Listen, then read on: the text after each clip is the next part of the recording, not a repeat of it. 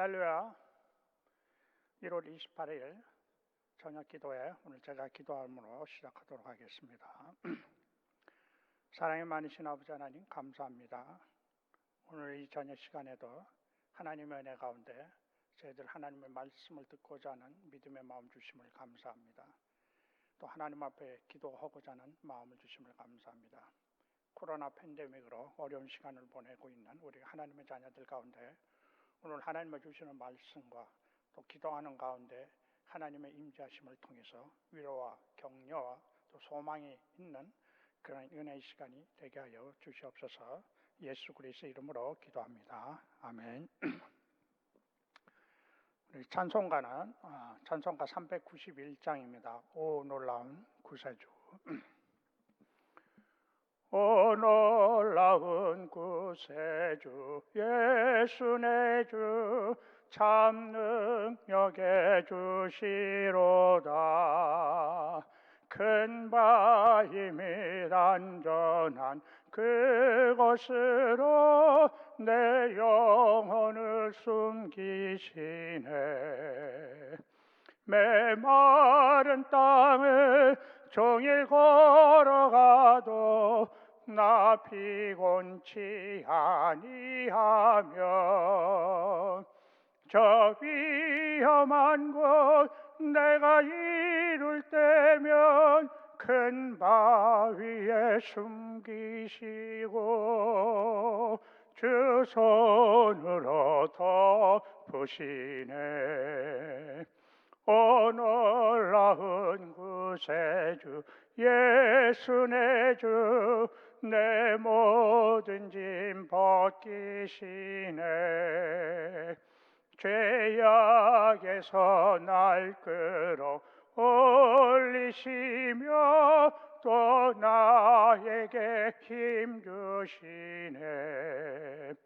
메마른 땅을 종일 걸어가도 나 피곤치 아니하며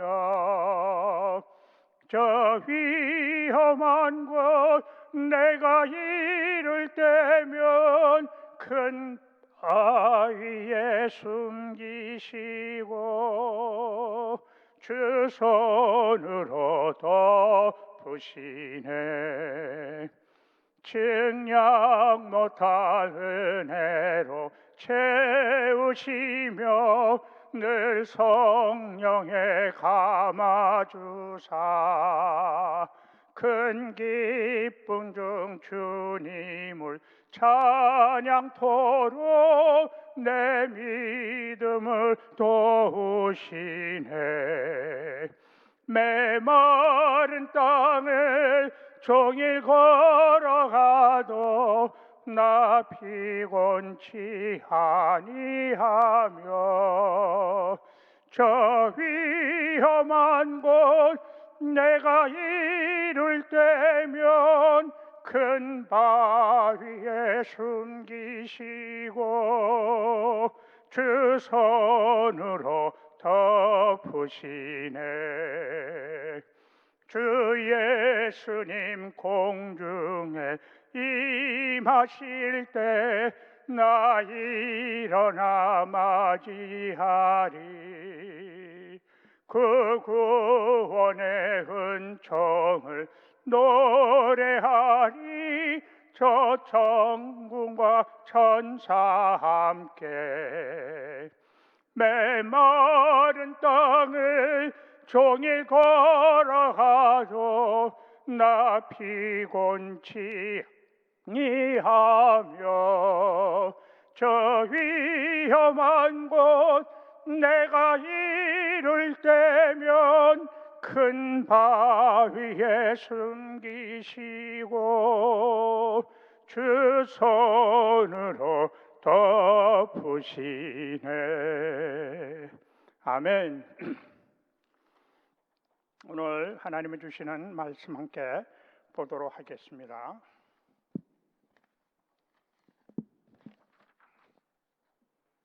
오늘 하나님이 주신 말씀은 창세기 29장 1절에서 3절에 있는 말씀입니다. 우리 함께 보도록 하겠습니다.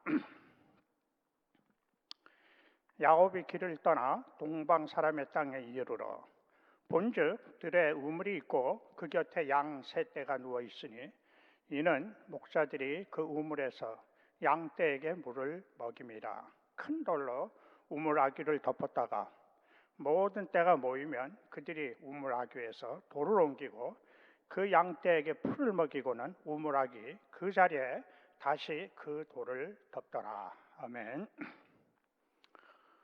오늘 이 저녁에 하나님께 주시는 창세기 29장의 말씀은 야곱이 아버지 이삭이 고향인 브엘세바를 떠나서 외삼촌 라반이 살고 있는 하란 땅에 도착하는 것으로 말씀을 시작하고 있습니다. 네, 오늘 주신 말씀을 먼저 보기 전에 야곱이 왜 자신의 고향의 집을 떠나야 했는지 그 이유를 알기 위해서는 우리가 창세기 29장 앞장인 27장과 28장을 잠시 보아야 할 것 같습니다. 창세기 27장에서는 야곱이 형 에서와 아버지 이삭을 속입니다. 그리고 아버지 이삭으로부터 장자의 축복을 받습니다. 그리고 나서 형 에서의 보복이 두려워서 아버지의 집을 도망치게 떠나게 되고 그래서 외삼촌에 있는 하란으로 피신 오게 된 것입니다. 그리고 창세기 28장에서는 야곱이 형 에서를 두려워해서 하란으로 가는 도중에 베델이라는 곳에서 꿈에 하나님을 만나고 그리고 하나님의 약속을 받게 됩니다. 오늘 창세기 28장 15절 말씀을 먼저 한번 보도록 하겠습니다. 내가 너와 함께 있어 내가 어디로 가든지 너를 지키며 너를 이끌어 이 땅으로 돌아오게 할지니라. 내가 내게 허락한 것을 다 이루기까지 너를 떠나지 아니하리라 하시니라. 아멘. 여호와 하나님께서 야곱에게 내가 너와 늘 함께 할 것이며 내가 너에게 약속한 것을 다 이루기까지 너를 지키고 보호하여 줄 것이라는 하나님의 약속의 말씀을 야곱에게 주고 있는 것입니다. 야곱은 베델에서 이 하나님을 만난 후에 하나님이 함께 하시는 믿음의 담대함과 마음의 용기를 얻게 됩니다. 그래서 험난하고 고달팠던 광야와 같은 그 여정을 잘 마치고 무사히 목적지인 삼촌 라반이 살고 있는 하란 땅에 도착하게 된 것입니다. 오늘 하나님을 주시는 창세기 29장의 말씀을 통해서 우리들의 신앙생활의 여정 가운데서도 야곱과 같이 하나님을 직접 만나고 그 하나님이 주시는 약속의 말씀을 드릴 수 있는 은혜와 축복이 있기를 기도합니다. 아멘. 오늘 말씀의 주제는 하나님을 경험하는 신앙의 삶입니다. 하나님을 경험하는 신앙의 삶. 우리가 하나님을 경험하는 신앙의 삶을 살기 위해서는 첫 번째로 하나님의 절대적인 하나님의 인도하심이 있어야 한다는 것입니다. 하나님의 인도하심이 있어야 합니다. 우리 창세기 29장 1절 말씀 한번 보도록 하겠습니다. 야곱이 길을 떠나 동방 사람의 땅에 이르러. 이제 드디어 야곱은 하나님의 인도하심과 도우심을 통해서 목적지인 하란 땅 근처인 동방 사람들이 사는 땅에 도착하게 됩니다. 야곱이 고향인 브엘사바에서 하란 삼촌 라반이 살고 있는 하란 땅 바담 아람까지는 약 720km라고 합니다. 걸어서 약 20여일 걸리는 거리라고 합니다. 이 거리를 야곱은 걸어서 많은 고생과 어려움 가운데 하란 땅에 도착한 것입니다. 그리고 오는 도중에 베델이라는 곳에서 하나님의 은혜로 하나님을 만나게 되고 또 하나님의 약속의 말씀을 듣게 된 것입니다. 그 일을 통하여 야곱은 마음의 위로와 힘을 얻게 되고 그 하나님의 도우심과 인도하심으로 아무 사고 없이 건강하게 목적지인 하란 땅에 무사히 도착하게 된 것입니다. 오늘 하나님께서 주시는 첫 번째 주제 말씀인 신앙생활에는 분명한 하나님의 인도하심이 있어야 한다. 혹시 이 말씀을 듣는 우리 사랑하는 성도 여러분들 마음속에는 선교사님 그것은 신앙생활에 있어서 당연한 말씀이 아닙니까? 라고 반문하실 수도 있습니다. 그러나 제가 오늘 여러분들에게 제가 말씀드리고자 하는 하나님의 인도하심을 받는 신앙생활이라는 우리가 일반적으로 보편적으로 말하는 신앙생활이 아니라 우리들의 신앙생활의 삶 속에서 야곱과 같이 하나님을 만나고 하나님이 정말로 나의 삶의 인도자가 되시고 또 산성이 되시고 도움이 되시는 그 하나님의 은혜를 직접 경험하는 신앙의 삶을 말하는 것입니다. 다시 말하면 체험적인 신앙을 얘기하는 것입니다.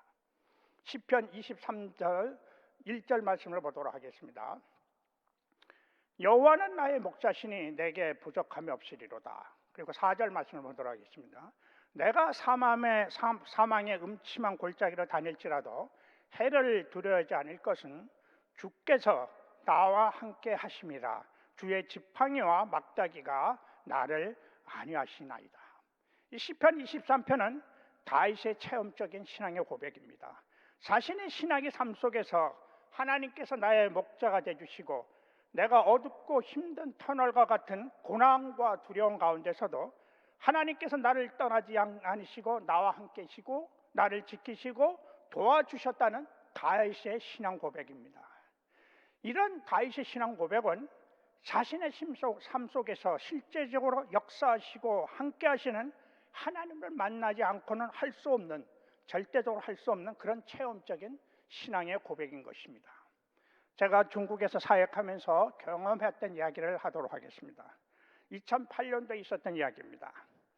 당시 제가 중국에서 거주하고 있던 지역에서 약 버스로 4시간 정도 떨어진 중국의 어느 농촌의 조그만 가정교회에서 저보고 주일날 와서 하나님의 말씀을 전해달라는 부탁이 있어서 가게 되었습니다.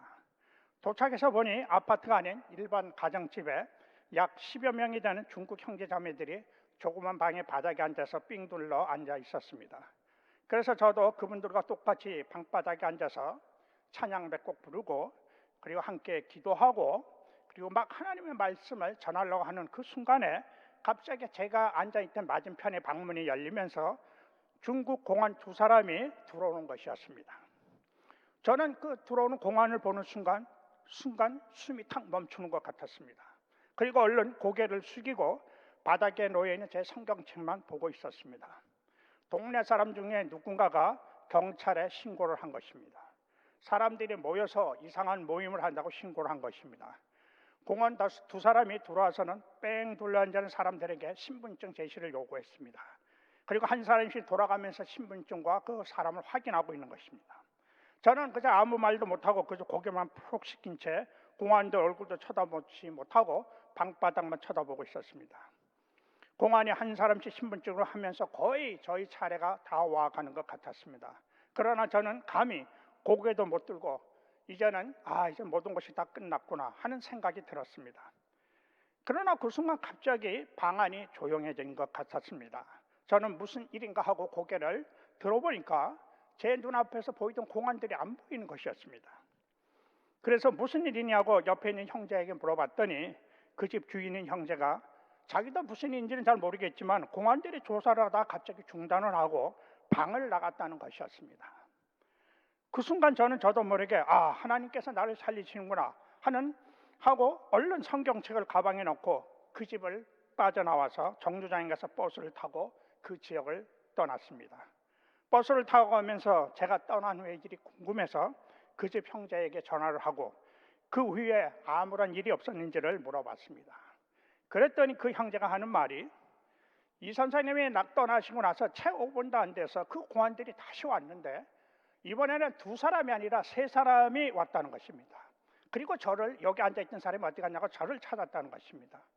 그래서 그 사람들은 조금 전에 그 선생님 조금 전에 떠났고 우리들은 그가 어디를 갔는지 잘 모른다고 그렇게 대답을 하였더니 공안들 알았다고 하면서 가더라는 것입니다.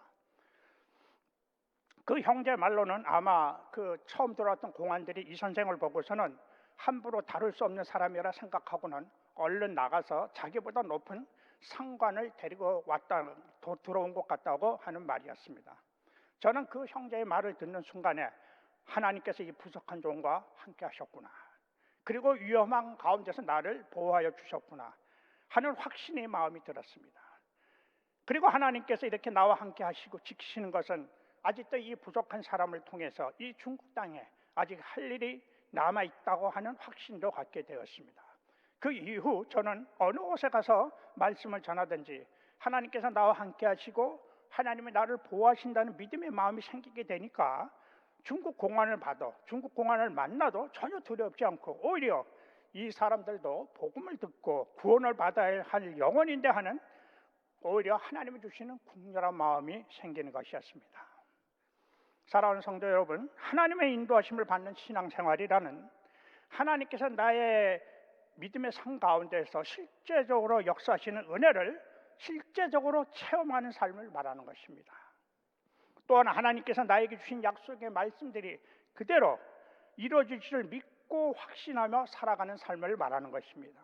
오늘 이 자는 시간에 우리 모두가 하나님이 주시는 말씀들과 또 우리가 하나님 앞에 드려지는 기도의 삶을 통해서 야곱과 같이 하나님을 직접 만나고 그 하나님께서 나의 삶 가운데서 실제적으로 역사하시는 임마누엘 하나님이심을 경험하는 은혜와 축복이 함께 하시기를 예수 그리스도의 이름으로 축복합니다. 아멘. 두 번째로 우리가 하나님의 인도하심을 받는 신앙의 삶을 살아가기 위해서는 하나님을 경험하는 신앙의 삶을 살아가기 위해서는 우리의 신앙생활에 분명한 신앙의 목적 의식이 있어야 한다는 것입니다.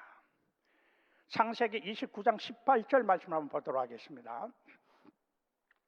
야곱이 라헬을 더 사랑함으로 대답하되 내가 외삼촌의 작은 딸 라헬을 위하여 외삼촌에게 7년을 섬기리이다. 아멘.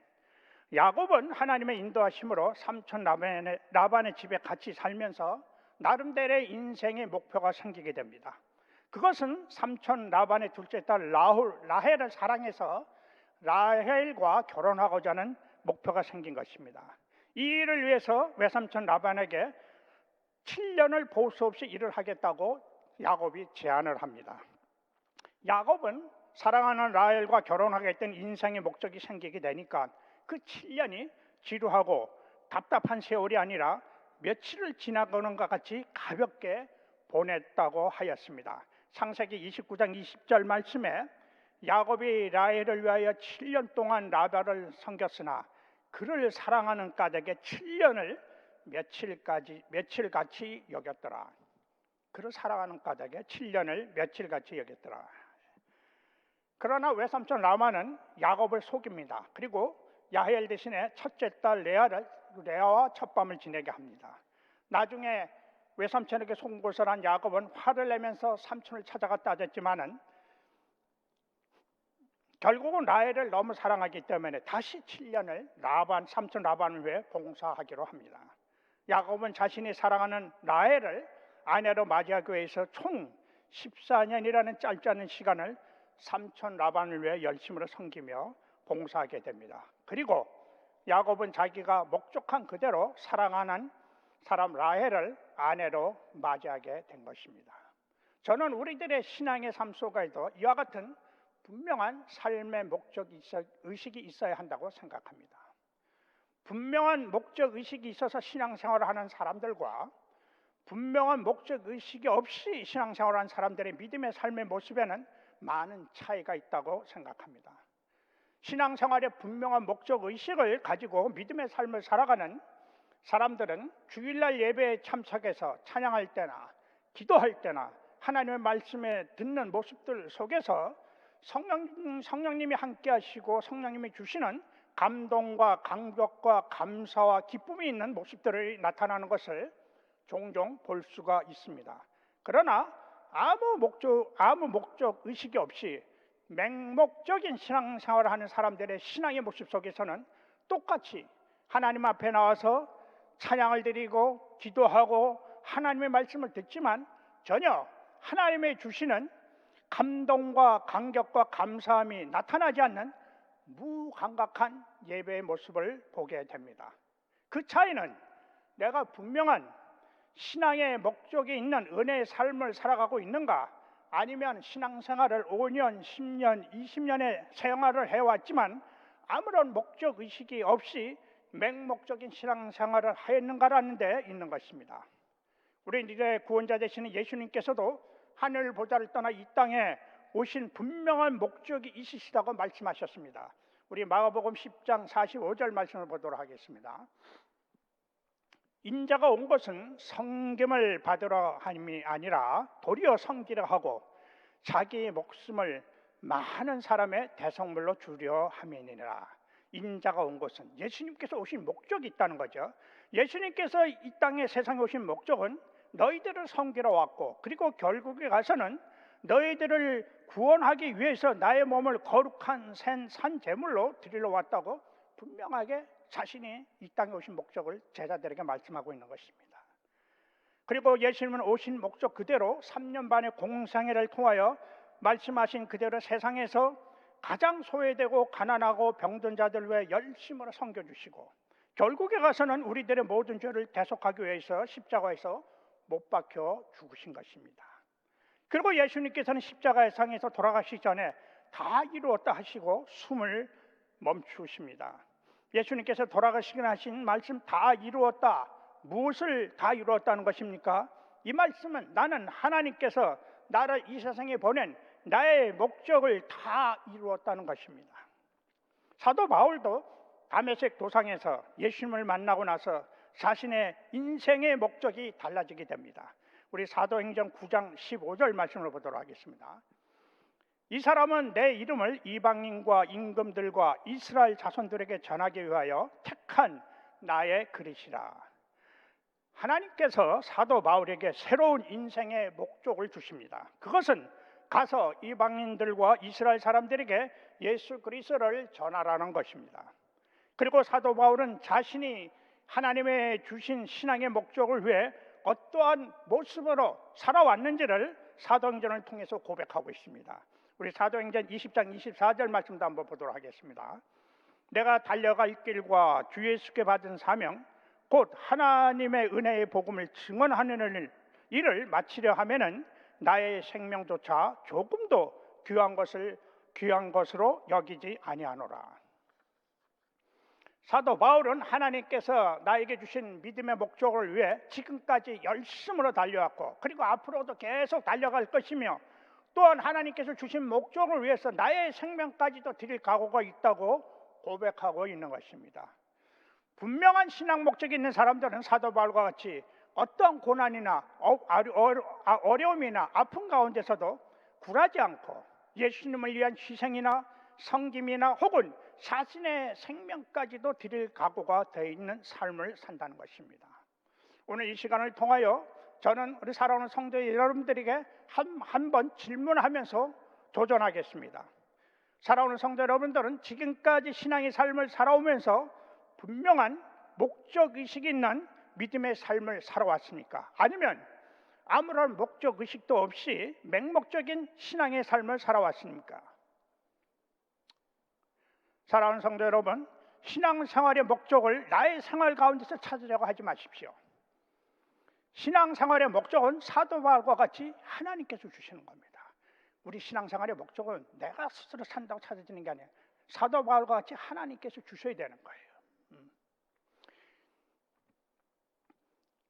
그러면 우리들은 어디에서 우리들의 신앙생활의 목적을 찾을 수 있을까요? 한 군데밖에 없습니다. 어딘 것 같아요? 하나님의 말씀입니다. 하나님의 말씀 가운데서 우리들이 어떤 모습으로 어떤 목적을 가지고 살아가야 될지 그 목적의식을 찾아야 되는 겁니다. 하나님이 주신 성경 말씀 전체가 하나님의 자녀들이 어떤 믿음의 삶을 목적을 가지고 살아가야 할지를 분명하게 말씀하여 주시고 있습니다. 하나님의 말씀이 가서 전도하라고 하면 전도의 목적을 가지고 살아가야 하는 것입니다. 가서 섬기라고 하면 가서 섬기는 삶의 목적을 가지고 살아가야 하는 것입니다. 가서 사랑하고 용서하라면 매일 사랑하고 용서하는 믿음의 목적을 가지고 살아가야 하는 것입니다. 개인적인 신앙의 목표도 세울 수 있습니다. 금년 안에 하루에 1시간 이상 기도하겠다, 혹은 금년에 성경을 3번 이상 완독하겠다는 이런 개인적인 신앙의 목적도 세울 수가 있습니다. 우리 갈라디아서 2장 20절 말씀을 한번 보도록 하겠습니다. 내가 그리스도와 함께 십자가에 못 박혔나니 그런즉 이제는 내가 사는 것이 아니요 오직 내 안에 그리스도께서 사시는 것이라. 이제 내가 육체 가운데 사는 것은 나를 사랑하사 나를 위하여 자기 자신을 버리신 하나님의 아들을 믿는 믿음 안에서 사는 것이라. 아멘. 사도 바울은 고백합니다. 나는 예수 그리스도와 함께 십자가에 못 박혀 죽었다. 그래서 나의 삶은 나를 위해 사는 것이 아니라 나를 위해 자신을 희생하신 예수 그리스도를 위해 사는 삶이라고 고백하고 있습니다. 하나님께서 이 땅에 있는 그리스도인, 하나님의 자녀이 된 그리스도인, 즉 저와 여러분들에게 주신 신앙의 궁극적인 목적이 무엇입니까? 그것은 나를 위해 사는 삶이 아니라 나를 위해 자신의 생명까지 드린 예수 그리스도를 위해 사는 삶을 말하는 것입니다. 나의 삶이 아니라 예수님을 위한 나의 삶의 목적을 이루기 위해서는 사도 바울과 같이 내 자신을 예수 그리스도와 함께 십자가에 못 박고 죽이는 희생이 없이는 이룰 수가 없다는 것입니다. 그래서 사도 바울은 고린도 교회 성도들에게 자신은 그리스도 예수 안에서 날마다 죽노라고 고백하고 있는 것입니다. 사도 바울과 같이 날마다 내 자신을 죽이는 훈련이 없이는 우리들은 결코 하나님의 영광과 기쁨을 위해 살아갈 수가 없는 것입니다. 2021년 금년 한 해에는 나는 그리스도 예수 안에서 날마다 죽고 오직 예수 그리스도의 영광만을 드러내는 분명한 목적의식이 있는 은혜의 삶들이 되시기를 예수 그리스도의 이름으로 축복합니다. 아멘. 오늘 주신 말씀들을 생각하며 함께 기도하도록 하겠습니다.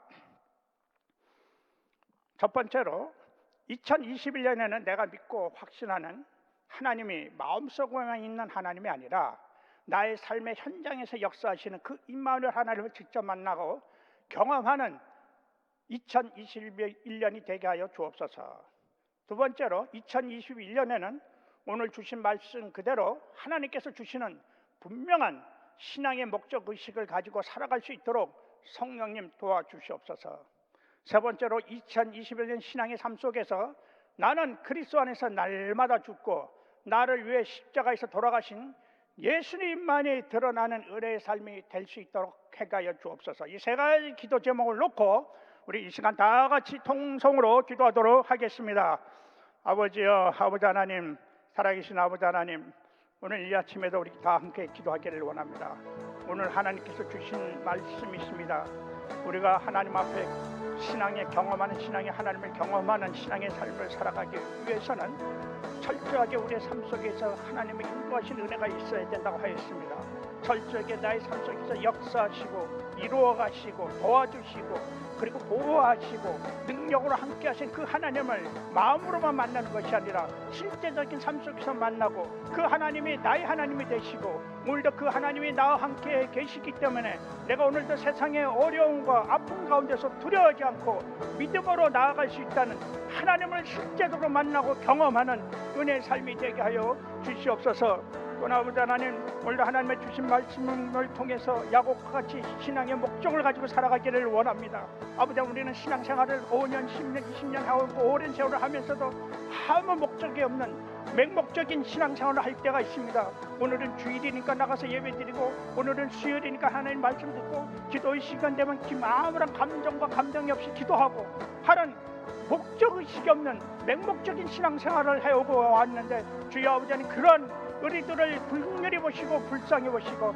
2020년대는 정말 우리들의 삶 속에서 정말 우리가 어떤 신앙의 목적을 가지고 살아갈지를 기도하면서 하나님의 말씀을 통해서 하나님의 주시는 은혜를 통해서 분명한 목적의식을 가지고 그 목적의식을 가지고 사도 바울과 같이 달려갈 길을 달려가는 그런 믿음의 삶이 되게 하여 주시옵소서. 또 아버지 하나님, 우리가 하나님이 주신 그 하나님을 경험하는 삶을 살기 위해서는 우리들이 날마다 예수 그리스도 안에서 죽어야겠습니다. 우리가 살아서는 예수님을 만날 수가 없습니다. 우리가 살아서는 예수님의 십자가의 부활, 십자가의 죽으심과 부활을 세상 가운데서 증언할 수가 없습니다. 아버지 하나님, 우리가 날마다 우리의 삶 속에서 나는 죽고 간 곳이 없고 오직 나를 위해서 자신을 희생하신 예수 그리스도만이 드러나는 금년 2021년의 삶이 될 수 있도록, 그래서 그 나의 삶을 통해서 드러나는 예수 그리스도를 통해서 세상 가운데서 증인의 삶을 살아가는 우리 펠로십계 성도님들이 될 수 있도록 주님 축복해 주시옵소서. 감사합니다. 두 번째로 계속해서 교회를 위해서 기도하도록 하겠습니다. 첫 번째로 담임 목사님 안식년 기간 동안에도 펠로십 교회가 더욱 말씀 가운데 견고하게 서서 미셔널 처치에서 사명을 믿음으로 감당하게 하여 주시옵소서. 두 번째로 펠로십 교회에서 파송전 선교사님들과 협력 선교사님들 코로나 팬데믹 가운데서 건강함과 안전으로 지켜주시고, 특별히 선교지에 있는 현지인 믿음의 동력자들도 지키시고 보호하여 주시옵소서. 세 번째로 펠로십 교회 성도님들 가운데 육신적으로 마음적으로 어려움을 당하고 있는 성도님들이 있습니다. 성령님의 치유와 회복의 은혜가 있게 하시고, 또 코로나 팬데믹으로 경제적으로 사업적으로 어려움을 겪고 있는 성도님들에게 성령님이 도우시고 회복시키시는 은혜가 있게 하여 주시옵소서. 이 세 가지 기도 제목을 놓고 우리 다 같이 통성으로 기도하도록 하겠습니다. 사랑의 많으신 아버지 하나님, 그런 시간 우리 하나님께서 세우시고 하나님께서 믿음 가운데 사명을 주신 펠로십 교회를 위해서 기도합니다. 하나님께서 펠로십 교회 특별히 우리 담임 목사님 김대용 목사님을 축복하며 기도합니다. 하나님께서 뜻이 계셔서 안식년을 주셨는데 이 안식년 기간을 통해서 주의 종이 더욱 말씀 가운데 견고해지는 은혜가 있게 해주시고, 더 기도에 깊어지는 은혜의 삶이 되게 해주시고, 우리 성령님의 은혜 속에서 성령님을 따라 살아가는 믿음의 성숙되어가는 은혜의 삶이 되게 하여 주시옵소서. 특별히 우리 펠로십 교회가 아버지 하나님 미셔널 처치에서 사명을 주셨는데 미셔널 처치의 사명을 믿음으로 감당케 하여 주시옵소서. 펠로십 교회 성도님들에게 성령님의 감동하심을 주셔서 우리 펠로십 교회 주변에 영적으로 육신적으로 소외되고 그리고 어려움을 당하고 또 아픔을 당하고 있는 많은 사람들을 믿음의 마음으로 찾아가서 예수 그리스도의 마음으로 찾아가서 그들은 섬겨주고 사랑해주고 기도해주고 물질적으로 도와주면서 우리 펠로십 교회가 이 마지막 시대에 주신 미셔널 처치의 사명을 감당케 하여 주시옵소서. 또 아버지 하나님, 우리 펠로십 파송된 선교사님들이 있습니다. 어디에 있든지 성경사님들의 건강과 안전을 지켜 주시옵소서. 코로나 팬데믹 가운데서 건강과 안전을 지켜주시고 처해 있는 곳곳에서 성령님의 도우시는 은혜가 있게 해주시고 성령님의 인도하시는 은혜가 있게 해주시고 성령님의 보호하시고 그리고 성령님이 주시는 감동과 은혜가 있는 시간들이 되게 하여 주시옵소서. 우리 선교사님들과 함께 동력하고 있었던 현지의 교회들, 현지의 사역자들, 현지에 있는 형제 자매들이 있습니다. 그들 가운데도 성령님께서 도와주셔서 하나님의 은혜 가운데 코로나 팬데믹 가운데서 건강과 안전으로 지켜주시고 또 지금 당하고 있는 어려움과 또 아픔과 혼란 가운데서도 흔들리지 않는 믿음의 마음으로 우리 주님 이 땅에 다스리심을 기대하며 믿음으로 나아가는 우리 믿음의 형제 자매들, 믿음의 교회들이 되게 하여 주시옵소서.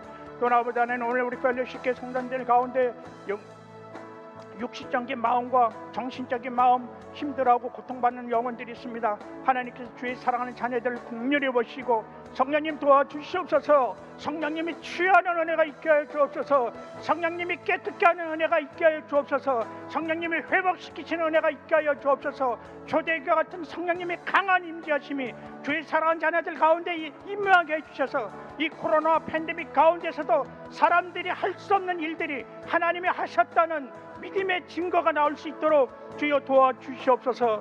또 아버지 하나님, 우리 펠로십 교회 성도님들 가운데 경제적으로 사업적으로 어려움을 당하고 있는 성도님들이 있습니다. 주님 도와주시옵소서. 경제적인 어려움, 사업적인 어려움 내 책임이 아닙니다. 그러나 하나님께서 하시려 계십니다. 하나님께서 도와주셔야겠습니다. 하나님께서 인도하여 주셔야겠습니다. 하나님께서 이끌어 주셔야겠습니다. 하나님께서 다시 원상으로 회복시켜 주셔야겠습니다. 하나님 도와주시옵소서. 우리 펠로십 교회 성도님들, 비록 이 코로나 팬데믹으로 어렵고 답답한 시간이지만은 오늘 주신 말씀과 그대로 하나님을 나의 삶 속에서 만나는 체험의 은혜를 통해서 더욱 담대한 믿음의 마음을 가지고 이 어려움들을 극복하고 이겨나가는 우리 하나님의 자녀들로 주님 축복해 주시옵소서. 감사합니다. 아버지 하나님 감사합니다. 오늘 또 이렇게 하나님의 주신 말씀을 통해서 우리가 믿음으로 도전받고 격려받게 주시니 감사합니다. 우리의 삶 속에서 정말로 실질적으로 하나님을 만나고 그 하나님이 나의 하나님이시고 다윗의 고백까지 내 우편에 앉아 계신 그 하나님을 믿고 바라볼 수 있는 그런 체험적인 신앙이 우리들 가운데 임하게 하여 주옵소서. 그래서 이 코로나 팬데믹 이 어려운 시간들을 내 안에서 실질적으로 역사하시고 나를 실질적으로 도와주시고 나를 실질적으로 이끌어주시고 나를 실질적으로 치료해 주시는 그 하나님을 만남을 통해서 우리의 신앙이 더욱 믿음 가운데 공고해지고 그리고 하나님의 살아계심을 통해서 더욱 담대히 세상 가운데 나가서 믿음의 증인의 삶을 살아가는 우리 모두가 될 수 있도록 주님 축복해 주시옵소서. 감사합니다. 예수 그리스도의 이름으로 기도합니다. 아멘.